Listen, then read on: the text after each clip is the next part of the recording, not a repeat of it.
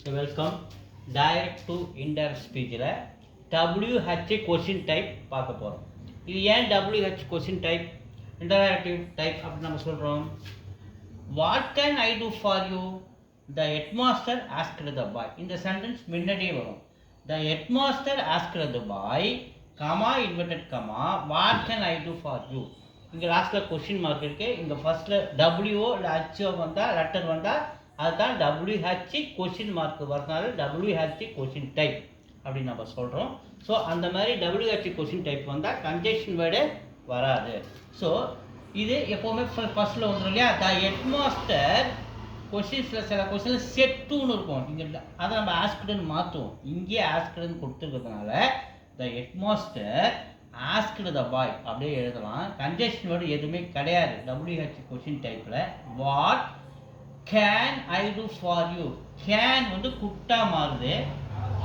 What I do for you, நான் அவனுக்காக என்ன பண்ணணும். அப்போ நாம் சொல்லும்போது அவன், ஐ வந்து ஹீ டூ ஃபார் அவனுக்காக, ஹிம் அந்த பாய்க்காக அப்படி நம்ம எதை யூ ஹிம்மா மாத்திரம் எழுதுற பாருங்க. த ஹெட்மாஸ்டர்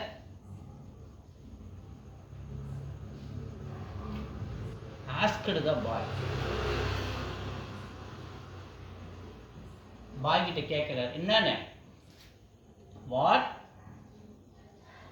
வாட் ஹீ குட், அவர் சொல்றார், நான் அவர் சொன்னார் இல்லையா, அதனால தான் வாட் ஹீ குட், அவரு என்ன செய்யணும்னு what he could do for அந்த பையனுக்காக, ஹிம் அவனுக்காக கேட்டார். நான் அவனுக்காக என்ன செய்யணும் அப்படின்னு அவரு கேட்டார். So the headmaster asked the bye, conjunction word கிடையாது WH கொஸ்டின் டைப்ல.